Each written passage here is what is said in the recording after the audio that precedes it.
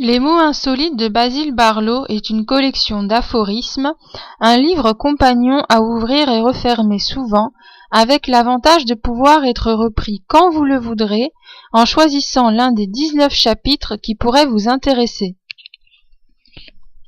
Basil Barlow este autorul cărții în limba franceză Les mots insolites, cuvinte neobișnuite, ediția 2010, o colecție de aforisme, o carte părtaș a deschide și a închide adesea, având avantajul de a fi reluat atunci când doriți, prin alegerea unuia din cele 19 capitole care s-ar putea să vă intereseze.